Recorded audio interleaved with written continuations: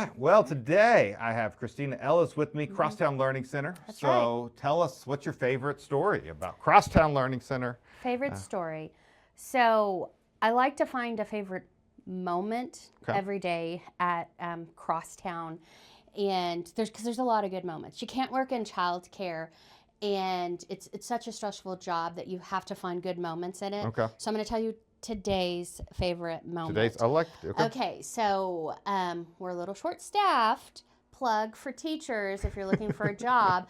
But so I'm doing some breaks in the classroom, making sure the teacher's mental health is okay. So we go in as administrators and we're supporting the kiddos. And since it's been so nice outside this week, we're spending as much time outside as possible. Okay. And so I'm in a toddler class, so you've got some little 1-year-olds and 2-year-olds all toddling outside. And I notice when we're outside that another classroom is pulling up their shades and all of the toddlers run to it. So I asked the teacher that's with me, I go, what's going on? And she said, well, sometimes the infant teachers will raise the shades and they'll come show the babies to the toddlers. So you had this perfect little row of little guys in an infant aquarium, just like the infants coming over to the glass. And I just thought about the community, because with age groups you're separated because you don't want a toddler with an itty bitty baby, but they sort of crave that. Toddlers, they have baby dolls for a reason. They're very nourishing. And so they love seeing the babies. The babies want to be like the toddlers. They love seeing them. And it was just this really cute moment of the toddlers lined up watching the baby aquarium. Okay. So that was today's baby aquarium. I love best memory today. Okay, I love that. And it is, I love the practice of just, okay, what is today? That's right. What could we, there's chaos, but there's also, with kids, there's chaos and there's joy, there's delight, That's all that right. sort of stuff. So.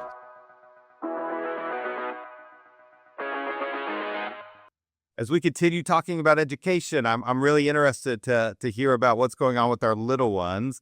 And so Kristina Ellis is going to be sharing with us, as you can tell, about what is the importance of early childhood education, what do they do at CrossTown Learning Center, and what makes them unique. And then you're going to hear some of her own story. Again, it's a fascinating story about how she started here, some of the journey that she went on, and then what brought her back to Tulsa as well. And so it's just fascinating to hear her story. Also in here, we talk a little bit about kind of this looming childcare crisis because of some changes in subsidy and funding that I didn't know about, but it's facing our state, it's facing our city, and you'll want to hear about it in this interview that we had and this conversation we have with Kristina Ellis.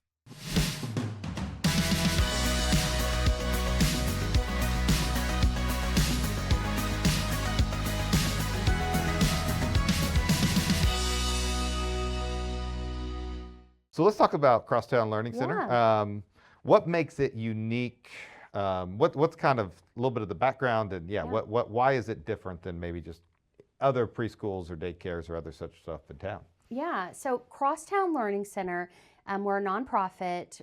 We've been in the community since 1969. Okay. So we're in our third location right now. Our first location was a church off of Lewis in the Kendall Whittier North neighborhood.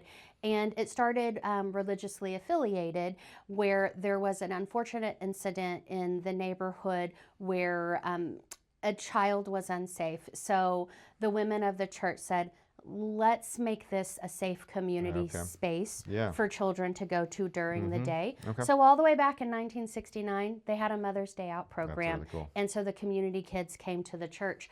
I actually attended as a child. Oh, that wow. was my neighborhood church. Okay. I have fond memories of roller skating in the basement there. Okay. And then we became a 501c3 nonprofit in, I believe, 2000. Okay. And we moved to a new location, which was a church on the other side of Lewis in the same neighborhood. And like we talked about before, the church wasn't really conducive for a child care environment, walking up 3 flights of stairs, having to put an elevator in, administration on the other side, past a big gymnasium. And so they said, let's build a building for children and for staff. Yeah. And that's what they did. So our new location, and hopefully we'll be there for a very long time, opened up in 2017. Okay. Did a great capital campaign for that. My predecessors did. And so we've been there since then. I started in April 2024, so I'm coming up on my second year in April as the executive director there. Okay. So we serve 90 children right now. Okay. It's 6 weeks to 5 years. Okay. And we have 9 operating classrooms, and our sort of secret sauce, what makes us unique, is we're a mixed income program. Okay. And so we reserve about 70 to 75% of our spots for children who are on some sort of subsidy. That could be state subsidy, that can be tribal subsidy, and then the remaining spots or for those who are private pay. And what we have found is our private pay parents, those are your local teachers, your local business owners, your folks who work in the nonprofit community, who work in the businesses in the Kendall Whittier neighborhood. And then we also are unique in our location just right off of the highway. So folks going into downtown to work, it makes it really nice. So while the majority of our children are from the neighborhood in the 3 zip codes around our building, we're really spread out and represent all of Tulsa and the surrounding communities.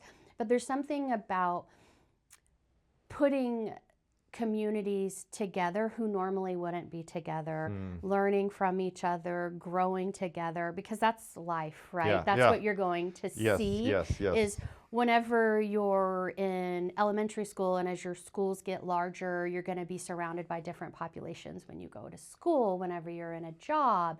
And it's important to sort of leverage all those relationships, build your empathy. So that's sort of what our secret sauce is at CrossTown, is our mixed income. Everyone there receives tuition assistance. You know, I know later we're going to talk about challenges, and a big challenge is the cost of child care.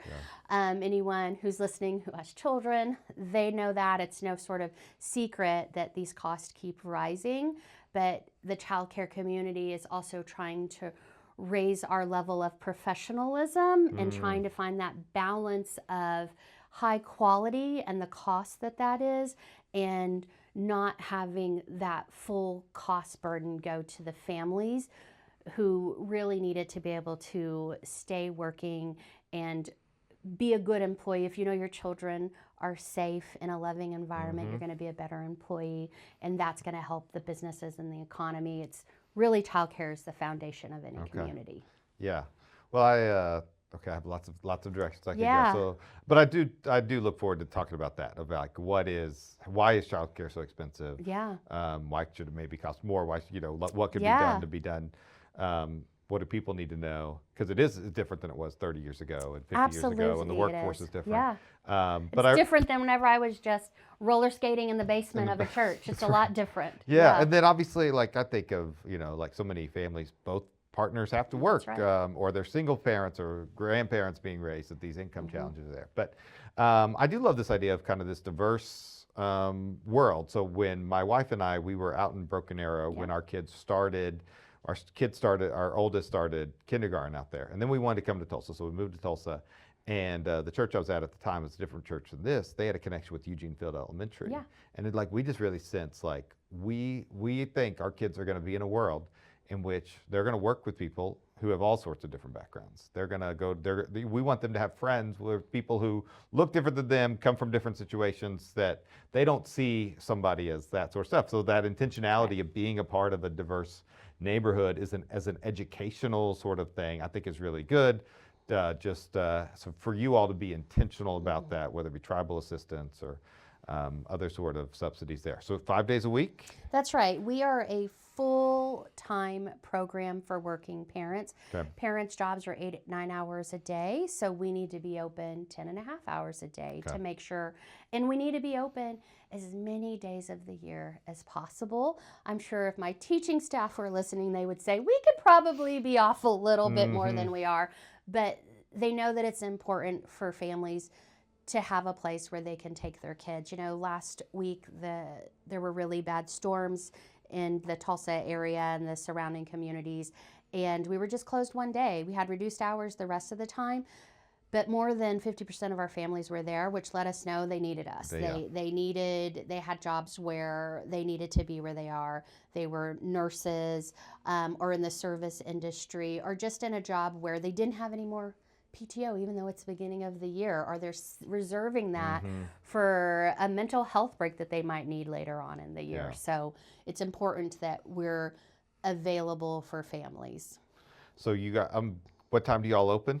7 in the morning until 5:30 at night, Monday through Friday. Okay. Yeah. Do y'all do you have like a lunch provided? Do they bring their own lunch? We provide a breakfast, lunch, and a snack. Miss Susan and Tisha in the kitchen make sure that we are well fed. Today was pork chops and potatoes au gratin. Okay. So the kids are, the things that we don't provide for families are diapers, and a lot of our families, even our private pay families, struggle with that because there's rules and guidelines for everything in childcare. Okay. And so we have to change and check their diaper very often. Sometimes they're like, "Are you sure you need to change them that often?" I am going through diapers. So then we offer assistance in a couple of different ways that we can. But diapers are the only thing that we don't provide. Okay. Yeah. Okay. Yeah, that's so yeah, because you're kind of DHS or OHS, whatever the DHS facility, you have all of these regulations that you have to follow. We do. What is something that just is seemingly ridiculous to me?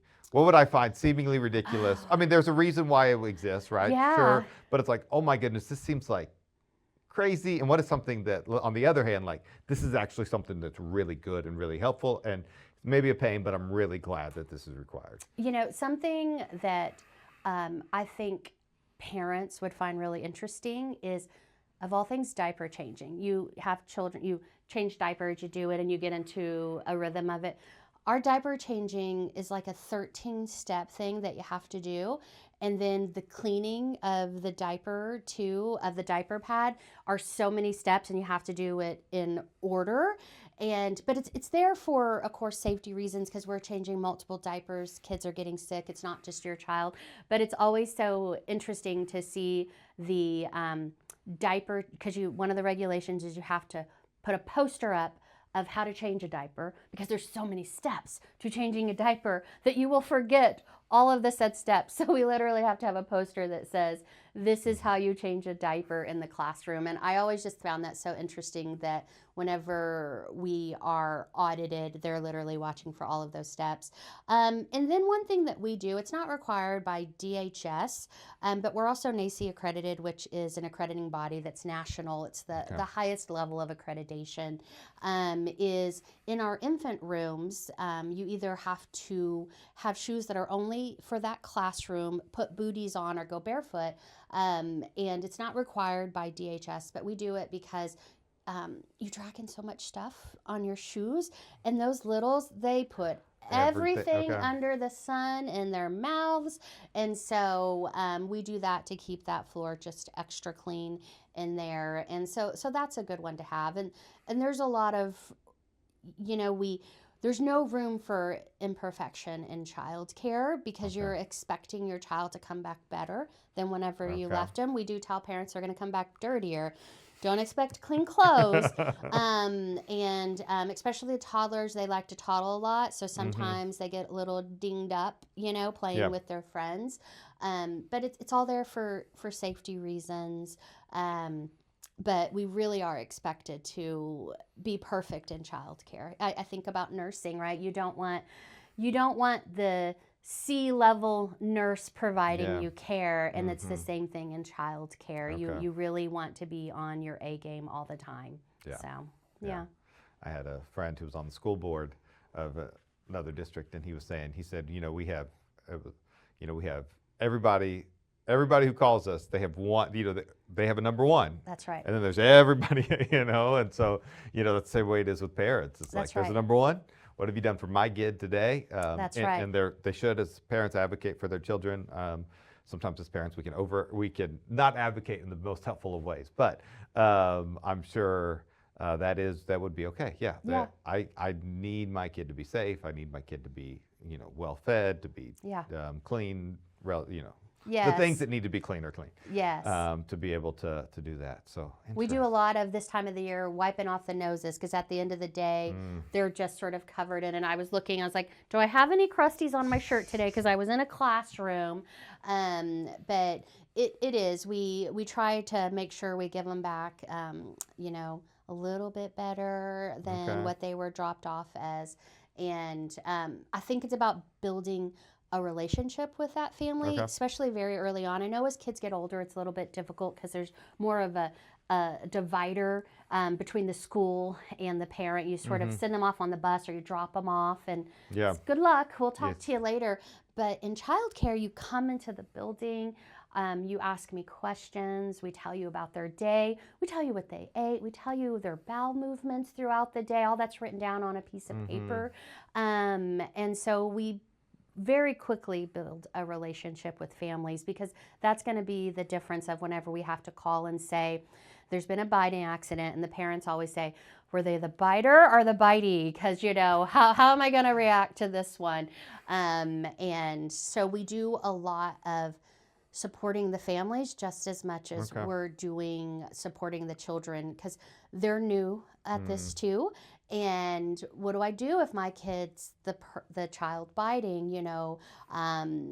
What do I do? How should I react if this is the second time my child's been bitten? And we do a lot of support with them, and so we have to build that relationship very early on with parents, so there's trust there, so we can have difficult conversations if we need to have them. Yeah. Well, there's no parents like preschool parents. That's right. There's no first time preschool parents. Yeah, I was going to say first time. Yeah.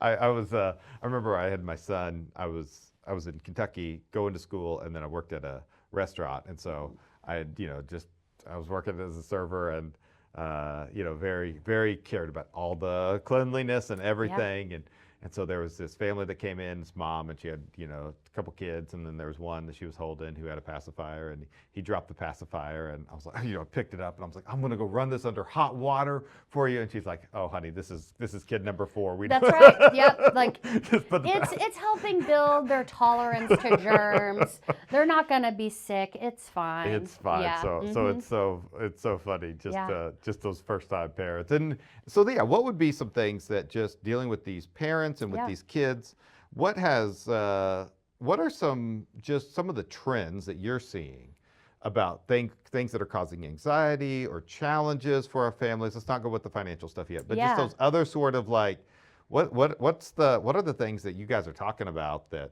again, because I'm not in those rooms and in those conversations all the time, that I'm not hearing? Yeah, well, I had a conversation here recently with the executive director of the National Head Start Association. She works with a lot of Head Starts, and she wanted to know from sort of the child care perspective if we were seeing the same thing that they're seeing in Head Start as it relates to parents, more sort of involvement at different levels of with parents, more of before having a conversation with a teacher, sort of going directly maybe to a subsidy folk, or going directly to the board, or going directly to an administrator, sort of skipping over the one-on-one conversation with the teacher. And so but she took it more of the perspective of a concern of the mental health of the family members.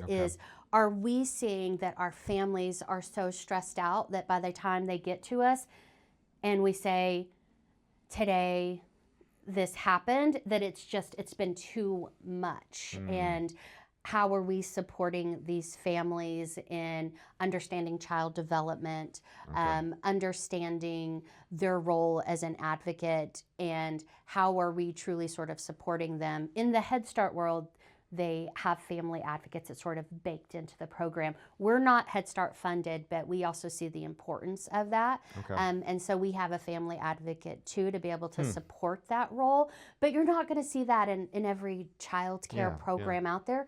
More than likely, it's not available unless it's a Head Start program. And there's, and that's a concern of, are our families getting the full support they need to be able to be there for their children? Okay. And so that's a trend that I'm seeing there, is just an overall just frustration with the world in general. And then how does that come out when it's coming to your children and feeling like, because we're having a conversation about something that happened in the classroom today doesn't mean that you're a bad parent or that your child is a bad child. And don't get wrapped up into that, and let's not label the children that's going to carry them through elementary school and beyond. Let's sort of take a breath and see what we can do to work together. What are you doing at home? How much screen time are kids getting at this age? How much screen time are you taking in while they're, at home? Those kinds of things. Those are the conversations that we're having, and some trends. We're seeing some trends in increased behaviors that concern us as adults. There's been this sort of trend in changing the language around behavior with children. It used to sort of be children with behavior concerns. Now it's behavior that is concerning for us, because maybe as the professionals, we aren't getting the training that we need, or taking care of our own selves, that the sort of stress level that we have as adults, that behavior is just sort of putting us over the edge as well. And so how are we responding to the behaviors that are concerning to us? Because a child's not concerned about it. No. They're not concerned about it. And being careful of labeling children, especially at such a young age that we work with, and what is the training that they're getting before these teachers come to us to work with children from different backgrounds. Yeah, okay.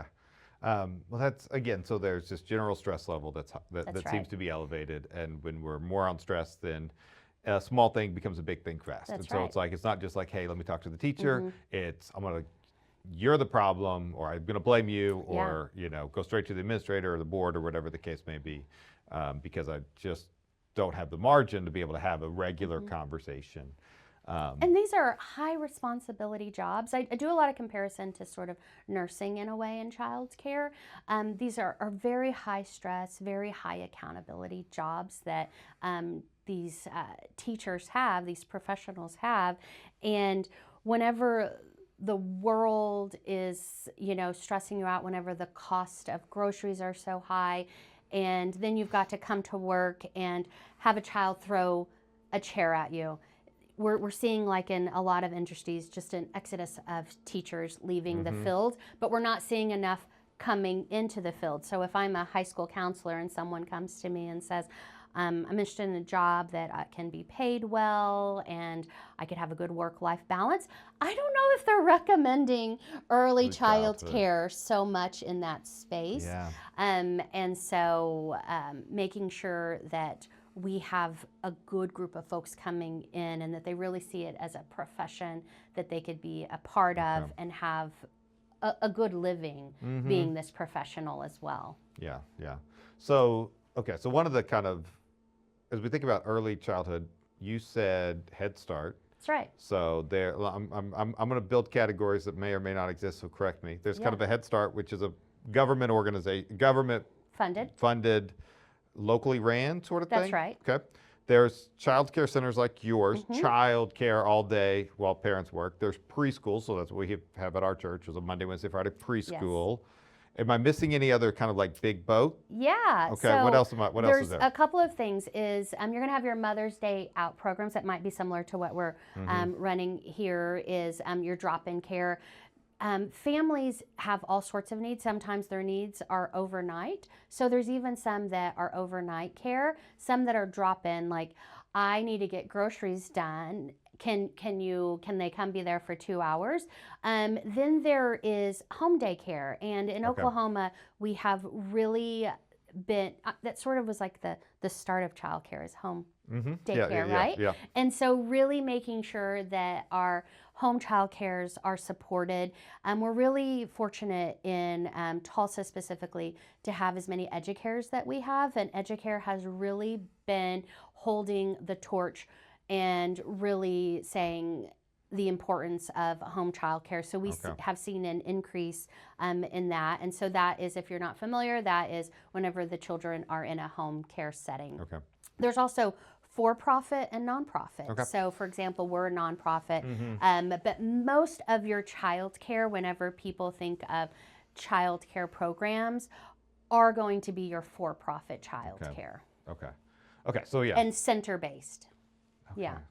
And so I will say, this is just the world I haven't thought a lot about. And my kids are now 16 and 13. Yeah. So, and they just always went to the preschool we had at the church, and Yeah. just manage. I have a flexible job. My wife, I mean, with my wife, she was able to be flexible. So I mean, there was always, it's amazing. I just tell people when they're like, kids graduate, like parents should be really proud, and I want to hand them a certificate like that says you handled 18 years of logistics. Well done.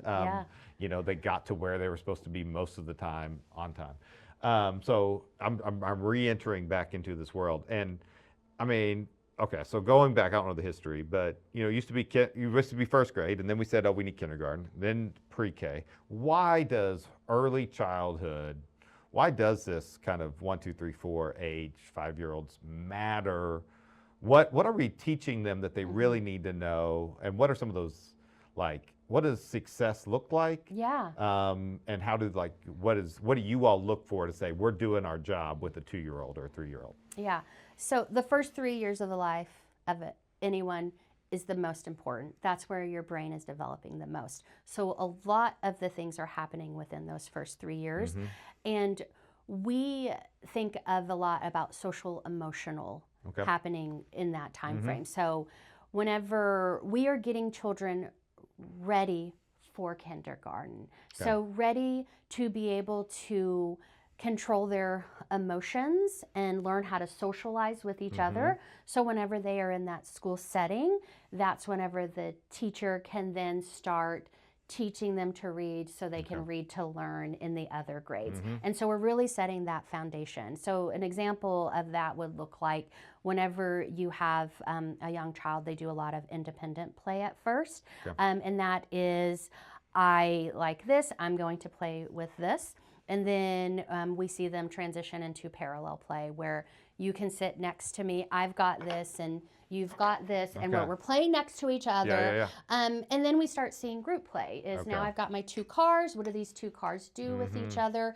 And now you've taken my car. How am I going to respond that you just took my car and I wanted my car? And so helping them find their voice, use their voice, know what the sort of expected reaction is to that, and to appropriately sort of, get in there and redirect them to another space if they're not able to manage that. So we're doing a lot of those things where we're teaching them how to manage those emotions.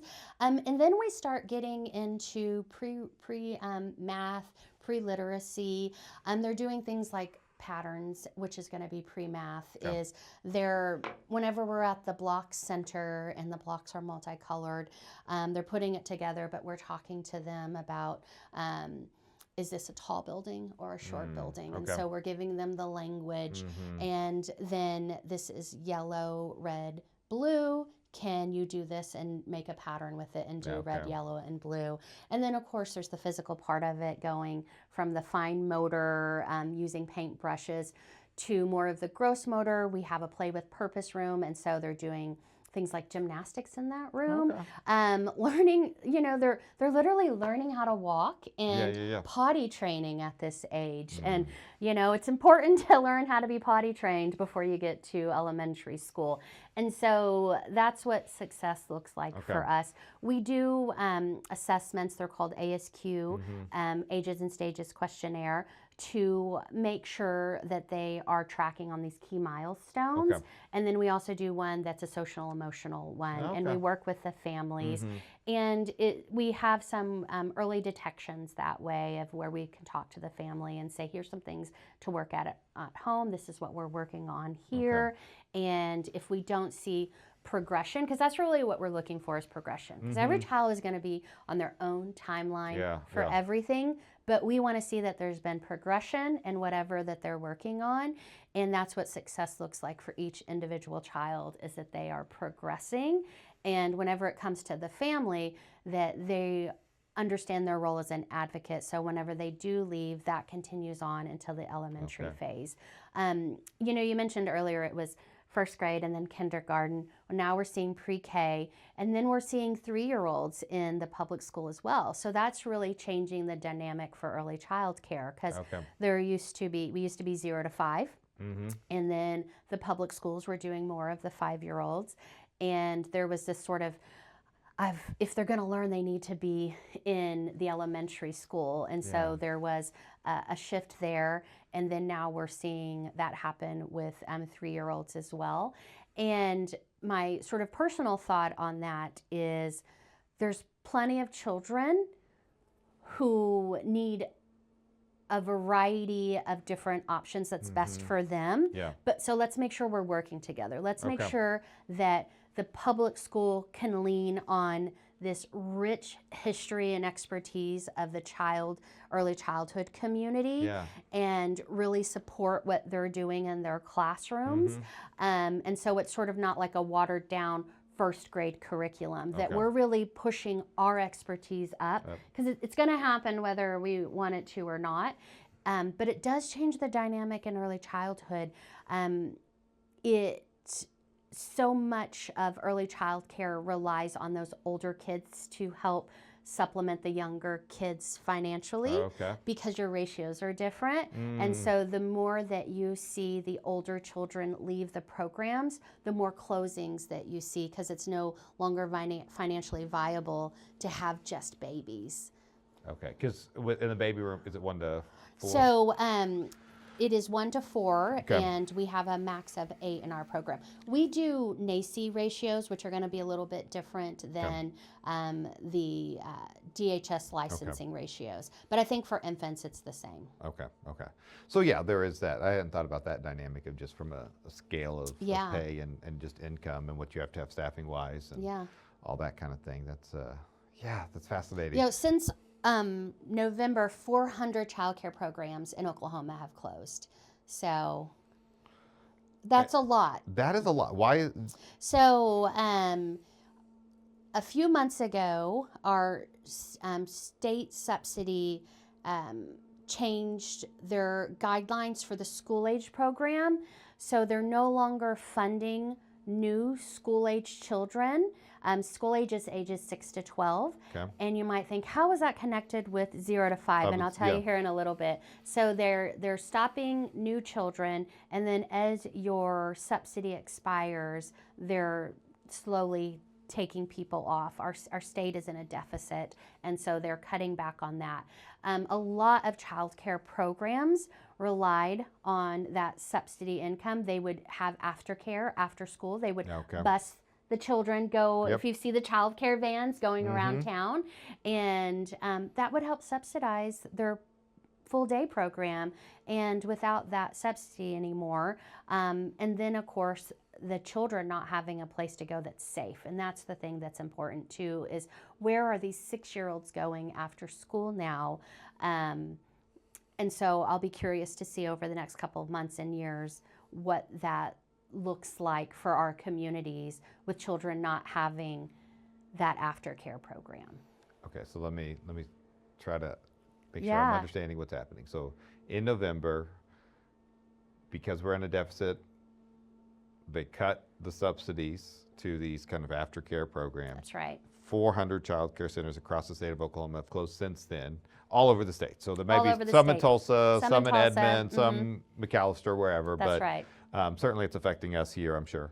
And so now there was a first grader and a third grade siblings who they would have gotten on a van and would have gone to some child care center. That's right. And now they are riding a bus and maybe home by themselves. Maybe mom or dad had to stop working. Maybe grandma next door is taking care of it. Maybe mom and dad are paying for it now, and they're working extra jobs to be able to pay for it so that they can still go to aftercare. I'm just imagining those are the options, right? That's right. And since it just started, the ones who are currently on it, it's sort of out of sight, out of mind. So it's not impacting today. And so I've got 6 months to think about it and what we're going to do.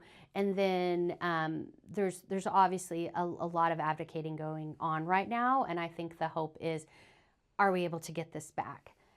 What are we at a level 10 worry? Are we at a level 5? I think childcare providers are already at level 10. I think parents as a whole, because they're not impacted just yet, only if you're a new parent coming in. I think it's out of sight, out of mind. Okay. Yeah. Wow. I mean, this is the first I've heard about that. And yeah, I'm just thinking from, the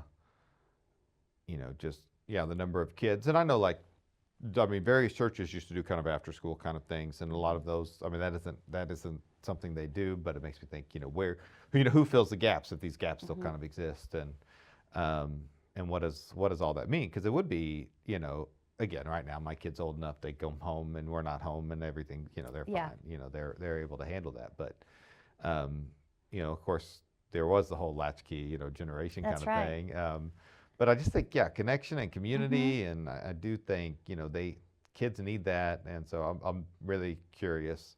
Yeah, not every kid can go home to a safe environment to be alone to, or does your bus drop you off right in front of your home, or does it drop you off at the corner?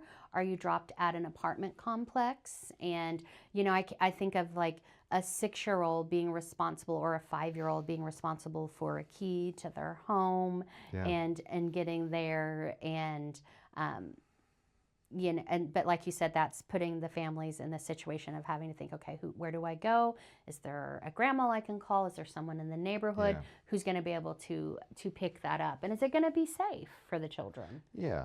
I mean, and that's, I was talking with Daryl, and he works with the Tulsa Dream Center, and I know they do a big thing after school wise, and just giving those people a chance, and then also to be able to provide, those parents an opportunity to work, to generate income, to be good for business and development.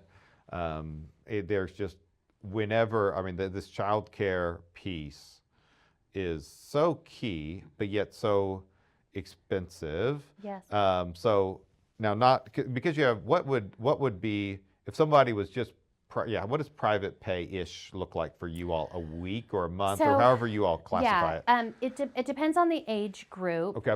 And so a month, and we are sort of the middle low end. Okay.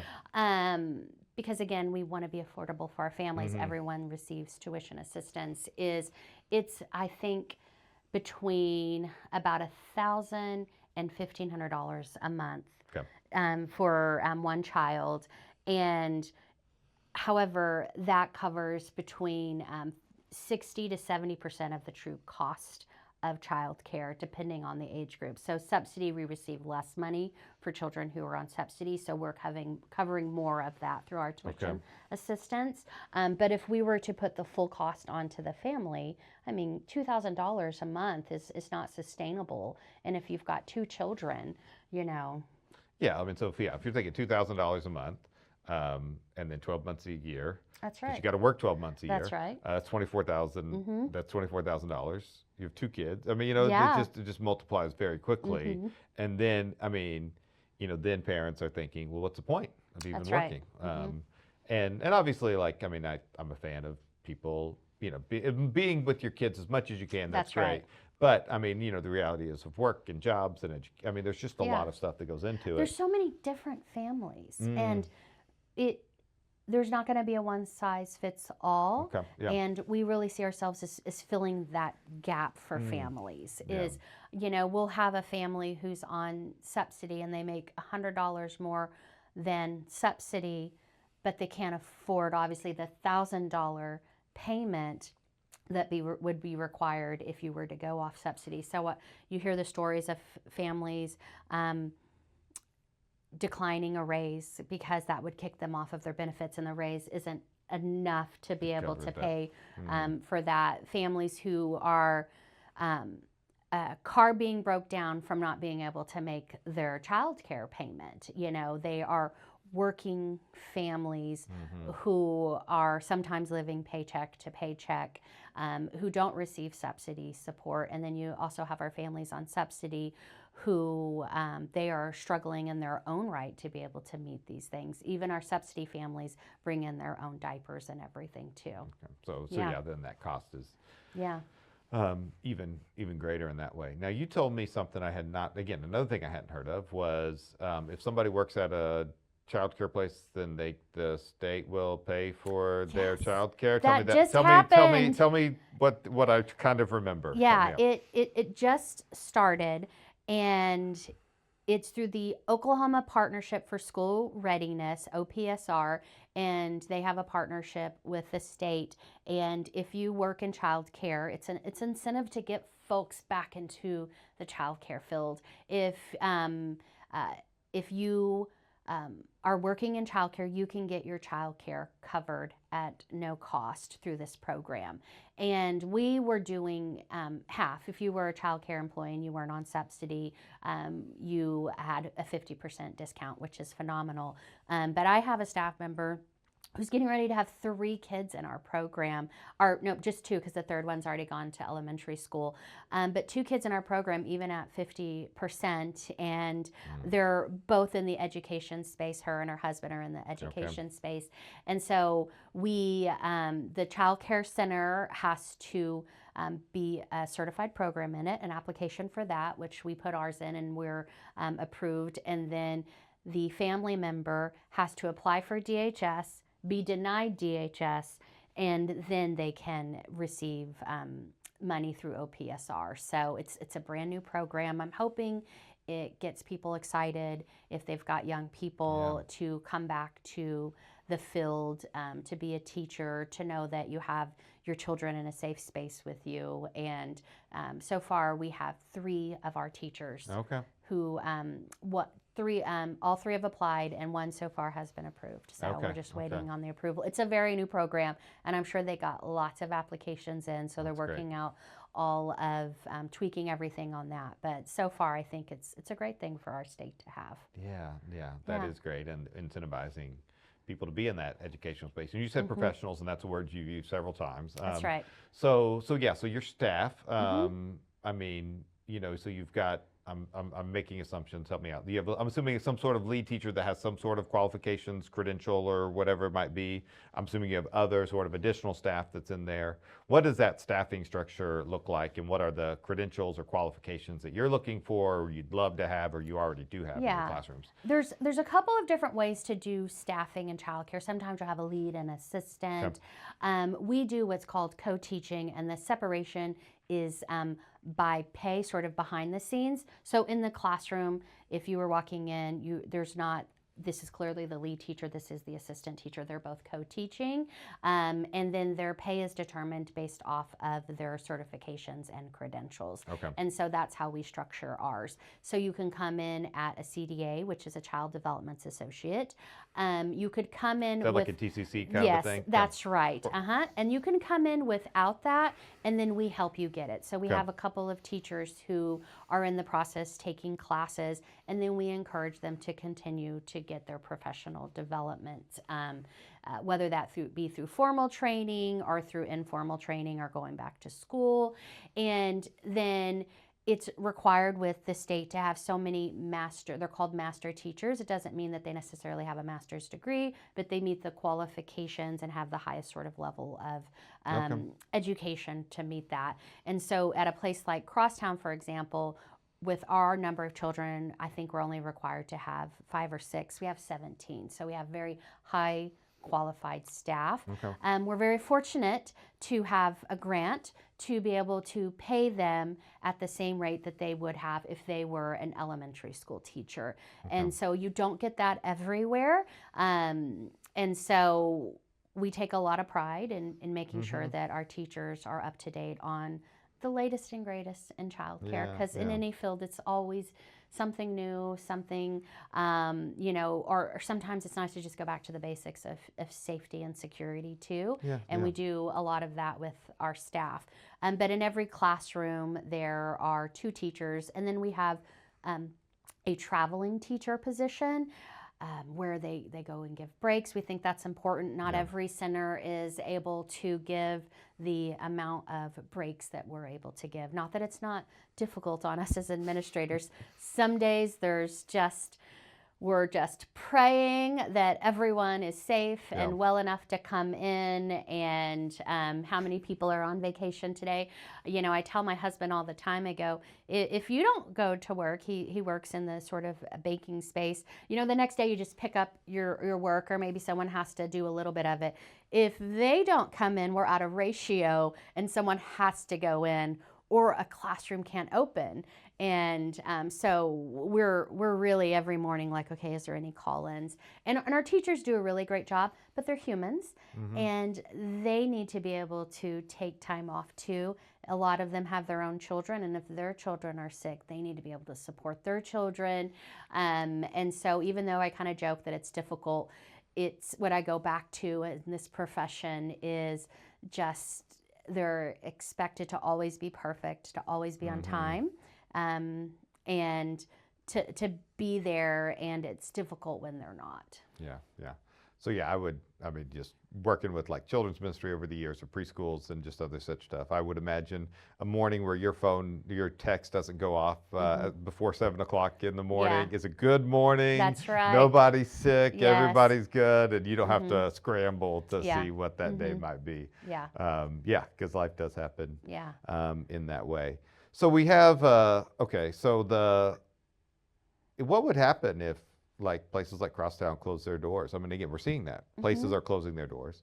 And, you know, what would this world be like? What would Tulsa be like? Let's talk about Tulsa. If we didn't have these child care centers that were affordable, or do y'all have a wait list? We do. We have a wait list. People are wanting to get in, they need that 5 days a week kind of thing. So what would we lose if we didn't have, you know, places like CrossTown? You know, I think being in Leadership Tulsa, you hear about all of the growth happening. I'm also was able to come back to Tulsa through Tulsa Remote, and so I know about all the folks coming into Tulsa. They wouldn't want to come into a place where they couldn't grow their family and feel that their children were going to be taken care of while they're working and trying to grow the city into what it wants to be. You'll see a decline in your neighborhoods. You know, we've had to change to, at CrossTown, as Kendall Whittier has changed to. Kendall Whittier is really a mixed income neighborhood as well. Whenever we did our Leadership Tulsa Day in North Tulsa, that was a real big buzzword too. I don't know if you went to the Housing Authority presentation, but she talked a lot about mixed income housing more so than just low income housing. There's still a need for low income housing, but they were really focusing on this mixed income. And I think that a place like CrossTown is a real foundation for a community. We're really fortunate in Kendall Whittier to also have Tulsa Educare and all of our child care homes as well, that we sort of work together to make sure the children in our community are taken care of, and that people want to be in this community. They want to come to Kendall Whittier, not just for you know, Circle Cinema and all the great businesses we have there, but to come and live in Kendall Whittier. And if you've got small children, you're going to want to know that your children are taken care of. And so I think you would see a decline in the growth that we've been having. I think you would see that really sort of stop. Because people eventually, whenever they start having families, they want to go where it's safe, and a lot of them will go back to where they, you know, started from in their community because they want to be around their village.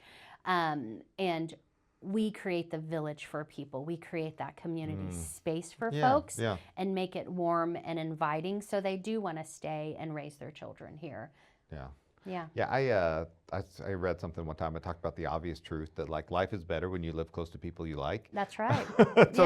You know, and you know, I feel fortunate. You know, the church here is in Midtown. I live half a mile away. My kids go to school at Edison, which is a mile away, and so like I just have like this little world here that's like, oh, this is nice. I don't have this travel time, and like I see the people I want to see a lot of times, and it is just having a little village in the midst of a community and being able to extend beyond that is great. But to be able to go to a store and see the people that people and to be able to, drop off kids and see somebody you may see in the neighborhood or whatever it might be, that just creating that pocket that's there.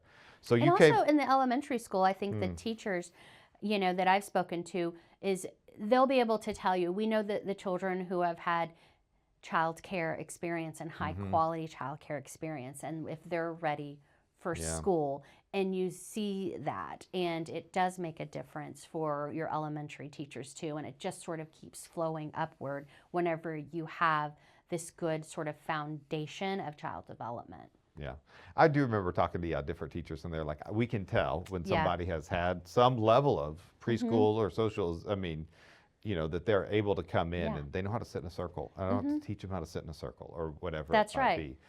Walk down the hallway with a bubble in their mouth, and it's like, you can do this. Okay, good, you've made it. Yeah, and you can get that from so many places. We're here for the folks who need full day childcare, but there's a lot of places and a lot of folks who they have other ways that they're socializing their children, and I said those children are going to be fine. Yeah. But we're really filling a needed gap, because there's not everyone who has access to that and the ability to be so flexible in their jobs. Yep. And so there's obviously a great need. We always have a waiting list. I know that my counterparts in the field, they have waiting lists. Whenever you look at the data from our city, there's kids out there. There's plenty of kids out there that there's not enough even childcare spots to fill the need that we have in Tulsa. And the fact that we see so many closing their doors is a little bit concerning. Yes. Yeah. Okay. Well, again, that's news, and that's news to me. But I think it is, again, important to, okay, what does this mean, and how do we do? Are there things that could change legislatively or whatever that might be, or what does the community have to do to kind of rally around? Now now I'm kind of going to transition to your story a little bit. So you came here through Tulsa Remote.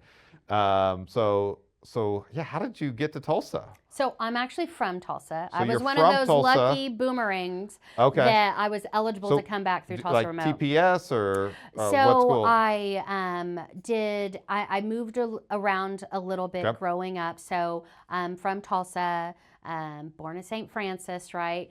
And through, we moved around quite a bit. Okay. So the elementary school that I went to was Whittier Elementary, which isn't there anymore. Now it is a apartment complex, and it's right down the street from where I work, so it's fun to sort of drive by there. Yeah, you said that was your childcare. Okay. Yeah, yes, and so and then Lewis and Clark went there, and so I didn't go to high school here. So I went to high school in Chandler, Oklahoma. Okay. And then for my undergrad, I went over to Edmond, spent some time in the Oklahoma City area.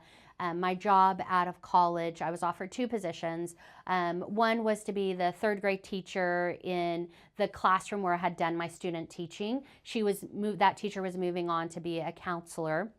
And I think I was a little overwhelmed when it's like she had all these years of things that she was giving me. And then I got offered also a job at the YMCA. I'd been working at the YMCA throughout college, doing their before and after school program. And honestly, YMCA paid a little bit more. Okay. And whenever you are fresh out of college, and they were opening up a new YMCA there and needed someone to do their youth and family programming. Okay. And so I did that, and it was a little bit of early child care, as in the drop-in, like I'm working out and I bring my kids and we have the drop-in care. And then I became a foster parent to my nephews whenever I was in Oklahoma City, and knew very early on that you need a village to have children. And so I moved back to Tulsa, and I stayed here, and I was with the YMCA in Owasso, and they built a new one in Hutcherson. So I went to North Tulsa at the Hutcherson YMCA, and we were a part of a program there called the Oklahoma Early Childhood Program, which is a state-funded program ran through CAP Tulsa. And so I worked with CAP Tulsa a lot. And then they had a position on that OECP team. And so I went to CAP Tulsa for about 12 or 13 years. And then during the pandemic, I went to the DC area, Alexandria, Virginia, and I worked for the National Head Start Association. And it was very quickly learned that no one was going back in the office anytime soon. And they had hired people from all over the country. And so we were like, let's go back to Oklahoma. Cost of living and our people are here, and we didn't really find our people there. You know, especially during the pandemic, it was hard to get out, and where I wasn't going into office meeting people either. And my husband got laid off too, and so it was just like, let's come back home. And I don't remember how I heard about Tulsa Remote, but I was like, well, let's see if I'm eligible. I work remote, and sure enough, I was. That's and awesome. It was such a fun time, and still is, to be a part of Tulsa Remote. I've known Tulsa my whole life, and to come back and to see parts of it that I had never known about, and to just, I felt so uncool. Everyone in Tulsa Remote, super cool. And I was just so impressed with the quality of people that were coming into Tulsa and what they were doing, and how they were falling in love with my city. That most people are like, what do you mean? Like, what's so great about Tulsa? And then whenever I see people saying that, I'm like, they don't get it. They're not tapped into what Tulsa Remote taps you into, to be able to see it. And so I was working remote here, and a colleague of mine from Cat Tulsa had said, "Did you hear about the opening over at CrossTown?" I'd known about CrossTown. I was their auditor for a few years, and I said, "Okay, I think I might be ready to jump into this executive director space." And so started that process, and that's where I landed a year and a half ago. So back in Tulsa, um, doing what I love to do in childcare. I've been in that space forever in some form, either in the school age or the early child care. And that's how I sort of landed back in Tulsa, Okay. working in childcare. Full circle. Yeah. I hadn't really, I mean, I knew about Tulsa Remote, but I Yeah.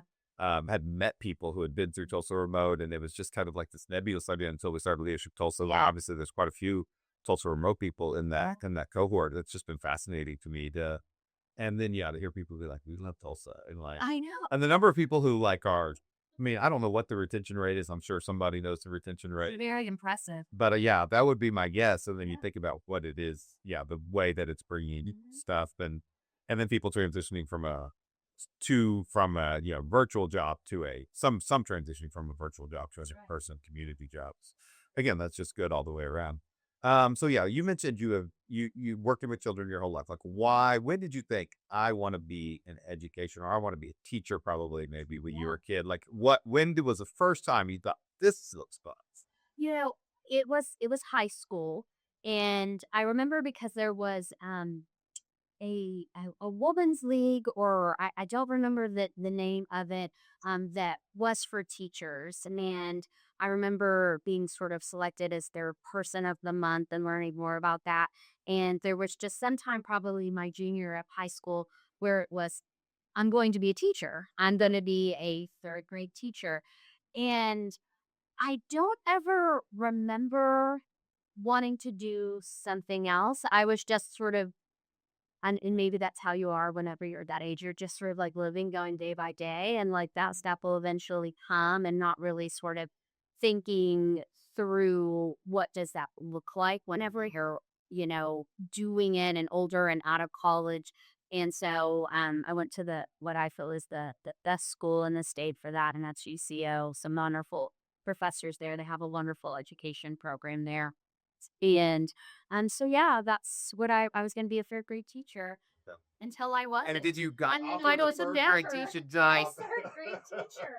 I mean, I went the management route. Even today, I was giving a break in another classroom, and we're just chit chatting, and she was asking a little bit about my background, and she's like, "Oh, how long were you a teacher?" And I'm like, "Never." Um, but I'm a different kind of teacher as an administrator, and so I sort of went the management route of it. So I've not spent time in the classroom as sort of a full day teacher. It's more of supporting the folks who are doing it every day. I enjoy my bathroom breaks too much. I feel that every person should spend a day in a classroom and realize how important it is, or how privileged you are to have a bathroom break at any time that you need to go to the bathroom, um, because you don't get that as a teacher. So yeah.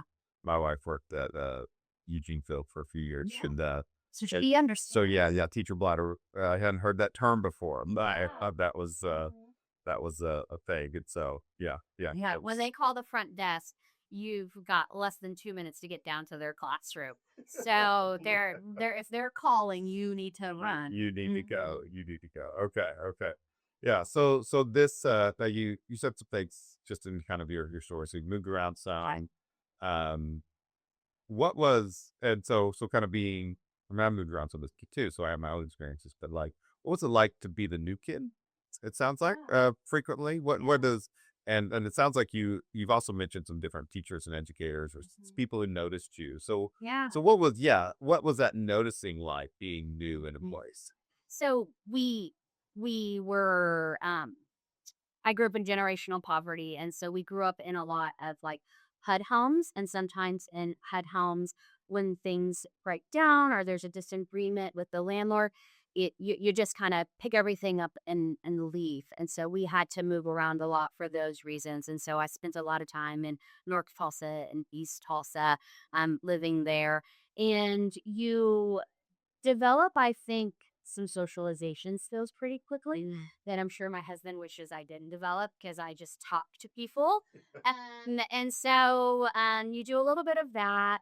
I think it developed a little bit of a dry sense of humor in that, and where you also, I think I developed a sort of like sense of calmness sometimes that sometimes can frustrate people because I'm never really here.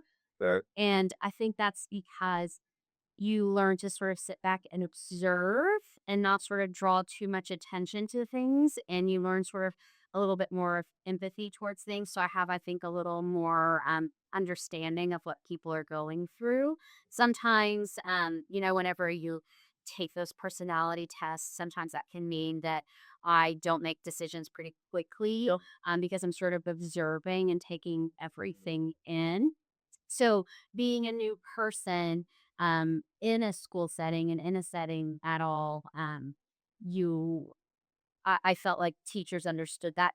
Teachers know what's going on. They pick up things Yeah. pretty quickly. And there was a situation whenever we were younger where a teacher said some things probably aren't going on right at home. And so they had brought in law enforcement, and a teacher took us into their home and said, "We're going to take care of you. We're going to feed you. You're going to stay the night here." And the older you, I was in elementary school. I was probably third or fourth grade, and so that was the first time I was placed in a different home than my home with my family.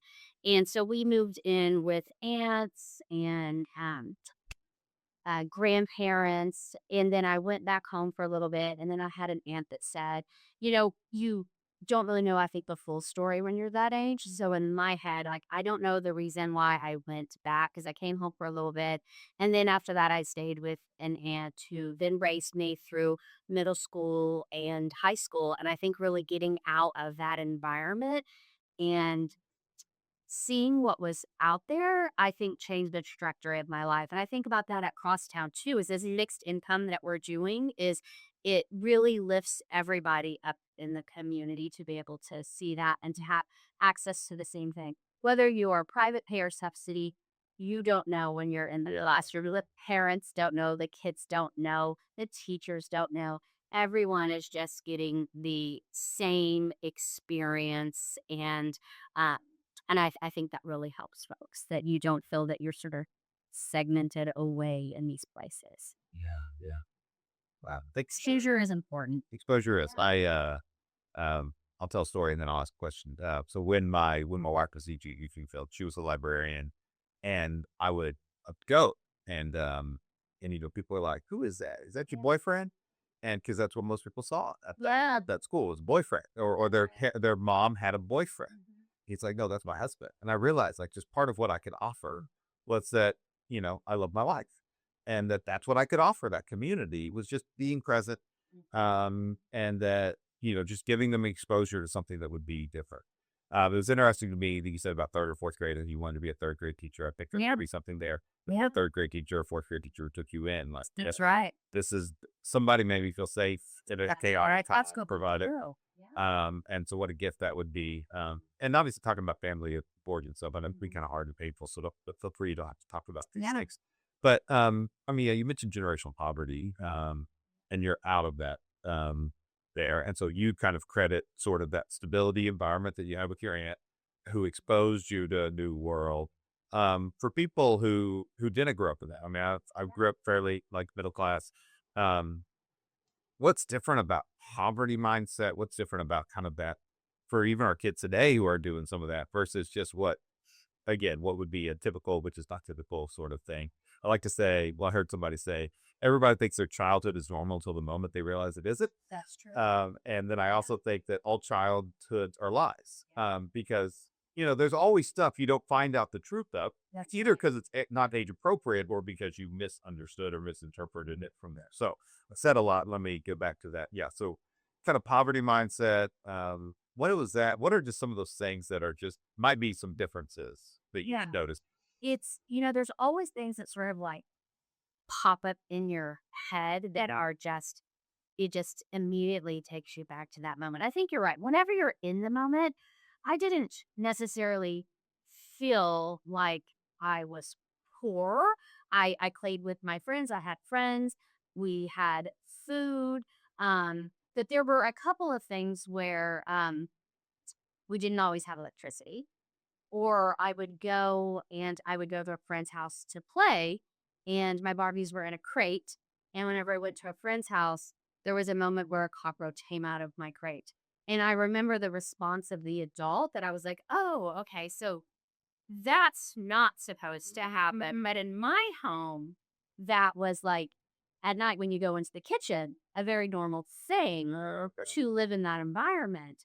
And it's interesting because even today, I don't feel like my mom is dirty. Her house is always clean. But it was not having the again a HUD home. I'm sure it has changed a lot since I was young, and the inspections on the homes are a lot different. But making sure that those kinds of things were taken care of. I also remember that our Christmases were provided by the Christmas tree things, and how that was whenever I was a child, I didn't associate it with it because toys are toys wherever you're going. But as an adult, I can look back and remember whenever I mom took me with her because she didn't have anyone to watch me. And so we got to go in the room and pick a couple of toys. And then when we were leaving, there was a bike and it had my name on it. So I got the bike and I knew it was mine. And I'm like, well, now you have to go to it because I see my name on that bike. And so there were a lot of really just great memories. But whenever you sort of look back at it, I also think about, even though I don't remember all of the reasons, there were some physical things I don't want to get into.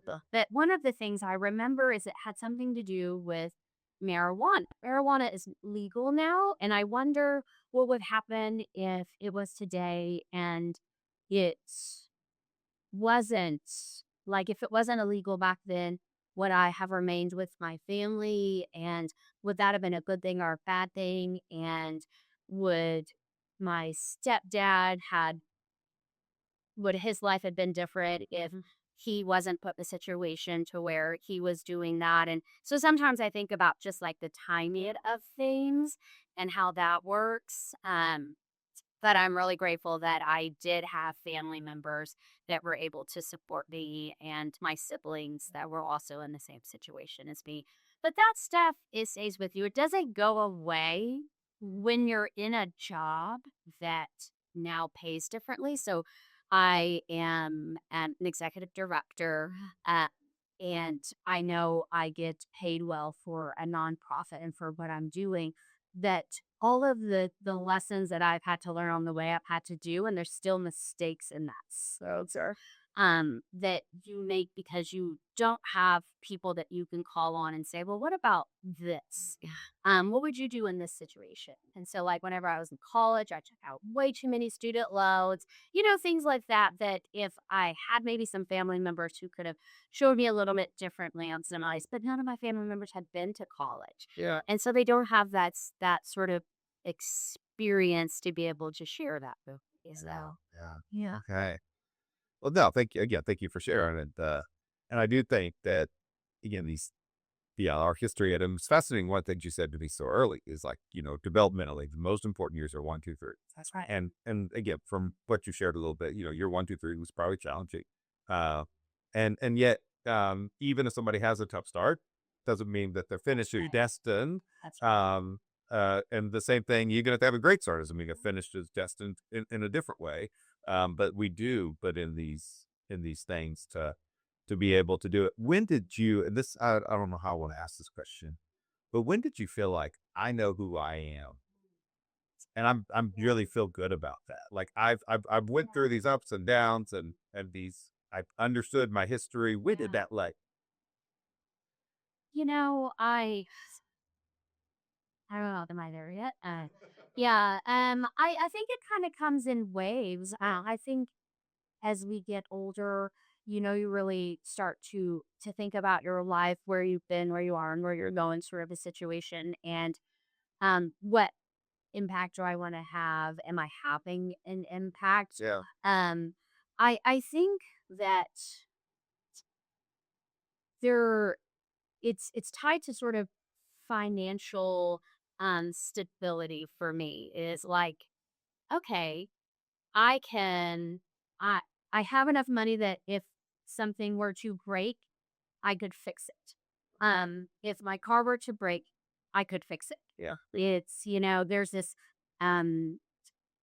social media thing that I see pop up every now and then. It's like, if I won the lottery, this is how you would know. And it's like, um, I am getting the fries with my Arby's sandwich, or I'm getting all four tires changed at the same time. And so those were the kinds of things, because whenever you grow up in poverty, you sort of, it's that there's just like this one point where it turns around, where if you make a mistake, 'cause you're still gonna make mistakes, it's gonna be okay, because you're making enough that it's not you don't have to choose between rent and car anymore. It's between, um, you know, uh, dog surgery or not, kind of a yeah, thing. And you sort of turn this corner of, I can do rent and pay my car, and I can have a dog. And kind of a thing. yeah, yeah, yeah. Well, and it does. I mean, again, I just think about the complexity of life and all of these things. So yeah, what all four tires. Yeah. That's pretty funny. A way of thinking. Of the still. I still don't like paying for tires. Oh no, no. Well, and of course, my family. I came from a water family at dinner. Yeah. So it's like everybody just get water. That's what we did. Yeah. So also sometimes we'll go out to eat as a bail-in off to water night, boys. Yeah, we call it special drink. Are you ordering a special drink? People are like, I just want my alcohol drink something. I'm talking about Coke Zero or Diet Coke. Are we ordering special drinks today? Right. Yes. So it is. So not worry about that. And of course, one of the ways you get to not worry about that is you worry about it for a little while to build up that thing. I was talking to somebody one time that just different, like kind of being a poverty mindset. I think like Ruby Payne's work. I don't know if you're familiar with her, like poverty mindset work versus other things, but she uh one of the stories I remember from Principal at UG Field, actually, she said she was helping me to understand. She said, some of our families, they'll get their tax returns about that time, get tax return, and they'll go lease a car because they have money to go lease a car. We'll drive that car around for 4 months, and then they can't make the payments anymore, so the car goes away. That's right. And I mean, again, in a mindset, in a middle class mindset, I mean, oh no, but I mean, again, what she was telling me in a poverty mindset, it's like they'll look back and be like, wasn't that a great 4 months? When we had this car and we use that.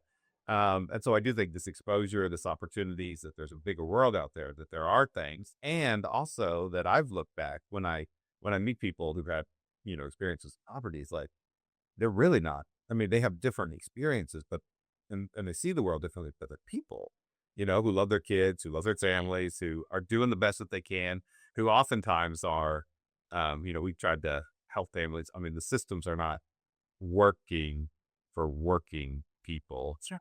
And it's so hard to move forward. There's some folks in the church that we've been doing some stuff with, and it's like, there is just roadblock after roadblock after roadblock There is. after roadblock, that And if you're not at that level financially to be able to get through that, it's just setting you back. Transportation's so important. Transportation and housing, right? I had a coworker I worked with previously that car broke down and she didn't have credit or whatever to get no one would sell her a car. So she was doing a car rental at such an astronomical cost. She's like, I can afford I'm doing this, right? I'm paying them every week this ridiculous amount that basically she could have 4 car payments for this. So she's like, I know I can make a car payment, but because of my previous history, I'm not able to get through that. So it's just like, man, there's just one little push. I don't know when my push happened, but there was just like one push that got me through that I wouldn't have to be in that situation anymore. But if she didn't have cars, she couldn't get to work. She had children. So she had to pay those prices. And I just think about what she could have been doing with that money and instead of, paying those car rental prices. Yeah, and often it is. I mean, when I was talking to some folks doing podcasts about the unhoused, is it's a medical emergency, it's a transportation situation, and then that cascade of stuff that just a little bit. And something they had a friend, if they had a family member, if they had a little bit of extra money somewhere to be able to overcome those things, So, and to know it's possible. So and if you bring it back to sort of childcare here, is we don't want to be that another thing that you have to worry about in your life. It is my children are safe. I have they could be there. I can work. I have people who understand me, people who are in their corner. And I think about that all the time with our families whenever we're frustrated or whatever, is we don't know what happened before they got there. We remind our teachers a lot. We don't know what happened before they came and picked up their kid. We don't know what's gonna happen when they leave. And so it's important for us to be really mindful of the language we're using with families and being firm with our rules and our policies, but also having empathy for our families and what their struggles are. yeah. And I think that is, there's the humanness in the midst of that, and boundaries are humanness as well. To be able to do that, knowing to balance that's grace Yeah. and to balance that. Oh, this is we have to go home to our families. Yeah. So Uh-huh. so if it's 5:30, it's That's 5:30. right. Like we also have families. They Yeah. gotta come back tomorrow morning at 7 a.m. and be ready and make beach bottles for everybody. So Yeah. yeah. Okay. Okay. Well, yeah, again, it's just fascinating. I like to say, we meet people in the middle of their stories, and I don't know if you ever watched the show Lost. A little bit, yes. I know the premise. Yeah. So one of my favorite things that they did storytelling wise was they would talk about what was happening on the island, and they always focused on a character, and then they would flash back to some previous life. Yeah. And like in their previous story, it helped you make sense of why they were doing the thing that they were doing right then. And so that's kind of again what I like to do is like, oh, it makes total sense to me that you went to this you went to this preschool, went around different places, had these challenges, and you've come back to being in that same neighborhood to kids who are in your situation and in other situations, to be able to create this hospitable environment, to being like, you're safe here, you're well cared for, we're going to help you to have this great start. That's really cool. So makes sense to me. All right, I like to finish these with just some top of mind questions. So just whatever's on top of mind, just not. So what is your favorite place to eat in Tulsa? Favorite place to eat in Tulsa. I just recently went to the farm bar and I really enjoyed that. So you got a ticket for Christmas. So I decided to go back and try their tasty. So that's what's on top of mine. Part of our okay, never been yet. What somebody's visiting from out of town? Where do you take? Oh, we love the Silbrook. So probably the Silbrook. And then maybe a place downtown. We lived downtown for a while. We really enjoyed it. We, go to maybe McNally's. And um Yeah, I would say I think we would take them to lunch. I might take them to Meadow Road Market. My husband's not a fan because to him a market is like fresh food, like a farmer's market. Okay. So it's really just the name. Where he's like, it's not. Okay. And to get a little variety. To see the district over there too. So yeah, maybe take them to Trencher's, get a sandwich. Yeah. Okay, you mentioned your husband's a baker. Mhm. Yeah, he does fraud analyst for like credit cards. So whenever folks are like, "I didn't pay for this," he digs into it to see if there's any fraud there. Oh yeah, yeah. I know he has all the tips and tricks. Well, what's not to do? Yeah. He's the guy who locks his card and unlocks it when he uses it because he knows that fraud happens all the time. So he literally locks his card when he and then unlocks it. So then I get text messages of your bar is being unlocked. Oh, Wow, I didn't know that. Well, I think it's a bit yeah, option, but that yeah. now that kind of scares me a little I bit. Well, know. I've come to the place where it's just like my information is out there and so many things. If people want it, if people want to look at our account, let them. Have fun with that. Yeah. There's not as much in there as you would. Yeah. Well, and also it's sort of, well, isn't that your job then? If something does happen, I'll be taken care of, so I'm not worried. Yeah. Yeah. So what? If you weren't living in Tulsa, you're not allowed to live in Tulsa. Where do you live? Where do you live? Um, I think we go back to the East Coast. I think we really enjoyed that. Maybe a Boston area. Twiggy fruit. Yes, syrup farm in Vermont. Syrup farm. Yeah, in Vermont. Okay. Little maple syrup. I've been tapping into the tree. I know some maple syrup. Watch West Wing and Jed Bartlett's very particular about New Hampshire syrup. So apparently that's a thing up there. So interesting. Okay, yeah. What is a show, a book, a podcast? What's something that has influenced you lately? I am enjoying Amy Poehler's podcast. She's fun. And you know, the book that I started and CCHEs or that we're reading about it.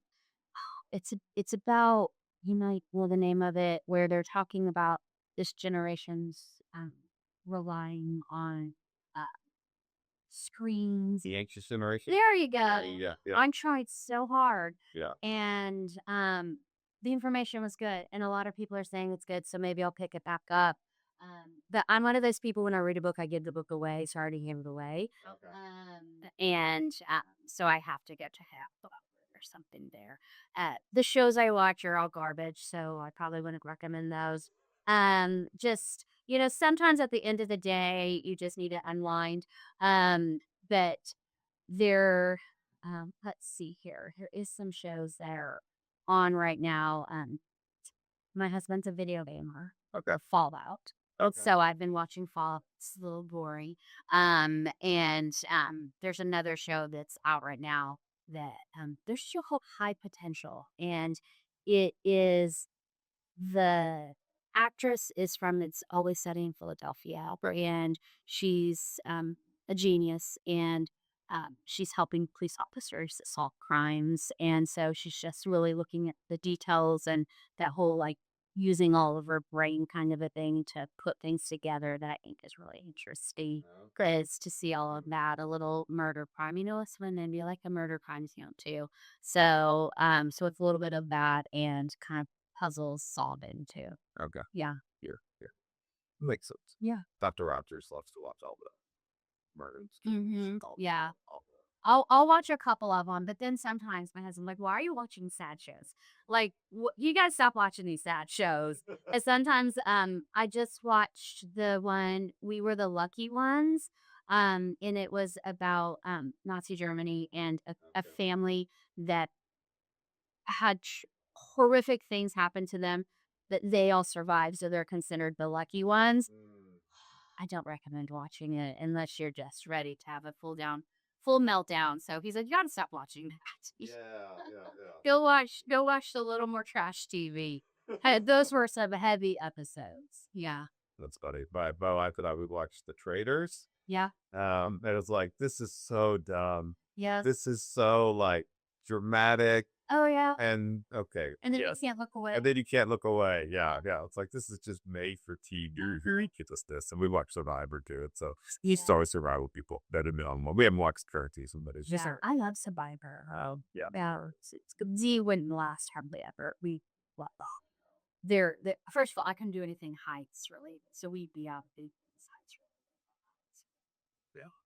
heights. What is your favorite saying? There's one that I have in my phone right now that I thought about us, and when I took this position as executive director, because I worry that did I make the sort of right decision? I feel that I did, but it was the one where um, it's better to admit that you walked through the wrong door than to stay in the wrong room. And so I was sort of like, am I able to do this job and make the impact that I want to make? Am I ready for it?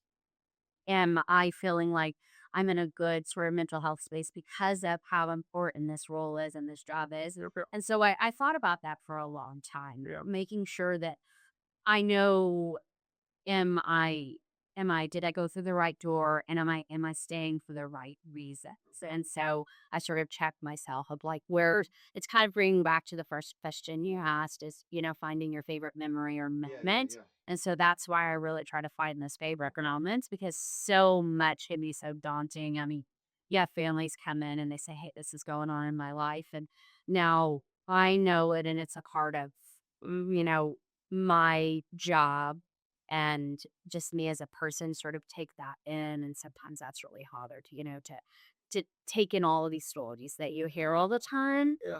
And I do a lot of fundraising too, and so also trying to make folks aware of what we're doing, and really highlighting that the parents are doing really well with the best they have, but it's everything around them that really needs to be lifted up and supported, and making sure that that story is getting out there in a way that folks know what's going on in the childcare world, and know that we're doing the best we can with what we have, and we're pretty successful in that, but it's still going to take us whole community to continue to lift us up so the community can stay strong. So, Yeah. Yeah. What's the most unusual item in your house? most unusual item in my house. We don't really collect a lot of things. I grew up with a collector, so I think a little bit of that is I don't like to collect too much. The strangest thing, oh man, we used to have a block house, this black, like, marble block house. For some reason, we got it whenever we were on our honeymoon, and that and a rain stick. And we, before we left to go to VC, we downsized a lot of our stuff. So my friend has it at her house. And so every time I go visit, she just this little bobcat over there. Yeah. Okay. Uh, That's interesting. yeah. Okay. Okay. I like to end with this question. So tell me about a time recently when you felt most fully loved. Most fully loved. Um, you know, probably every time around my husband. I'm glad this isn't a conversation about Matt, because I just get all blubbery when it comes to Matt.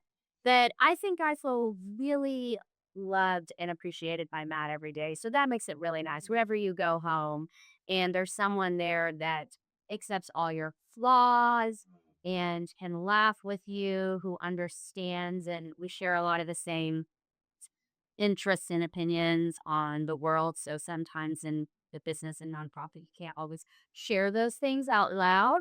So to be able to come home and sort of say it and not feel like I'm going to be attacked, or that I have to like overly explain why I'm feeling something, Yeah. is really nice. So I'd say every day, loved Okay. by him. So yeah. Well, thank you. Thank you. This has been really good. And so Yeah, people I'm want so to glad that I can't ask you all these questions. That's but- okay. That's all right. So we could have Yeah. maybe lunch at Leadership Tulsa Yes. address. You can ask me. I'll all start sorts my of own podcast, and I'll be like, tell me what's the strangest thing in your home? Oh, that's a great question. We have pictures of grandmothers My wife, she wanted old pictures of my grandmothers when they were young. I love that. So I think that is very strange. So my wife is more the collector that I am. Your wife is like a grandmother, because to me, that's what grandmothers have in their homes. Like I go into my mom's home or my grandma's home, and it's all old pictures. Yeah. I So, love that. so yeah, and like for my wife, her Meemaw passed away just over a year ago now, and so she had already done that. But like her Meemaw was her safe person, and Yeah. so like that was, I think, like one of her ultimate goals in life is to be her Meemaw, and so I do. So you say that, and that makes me think of like, yeah, these pictures that I just thought, I said, you want a picture? You asked my mom for a picture of my grandmother when she was young? That's strange, but that's wonderful. So We only have one picture in our home, and that's no, two. One of me and my dad, he passed away, and then one of me and Matt. And those are the only pictures we have in our home that aren't like, random art pieces and stuff. That I love going to my mom's house and just see rows of pictures every year. It's interesting that I enjoy it at her house, but at my place, I think it's I don't want to hang this stuff. That's yeah, what it is. okay, Someone else okay. come over and hang all of the pictures. Yeah, Yeah. yeah. Mhm. Okay. Yeah. Well, good. Well, thank you. Yeah, this has been wonderful.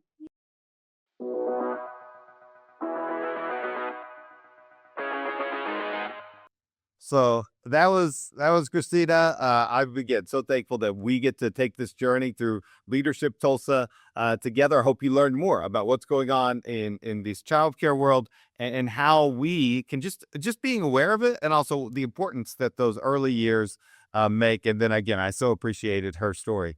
I want to tell you what's next, because we have something that's exciting next as well. Is I did a conversation with Amy Emerson. Amy is the leader of Hope Driven Parenting. It's all about the science of hope and how that portrays and relays to parenting. And so we have a grand conversation. That's next on the Tulsa Neighbor Podcast.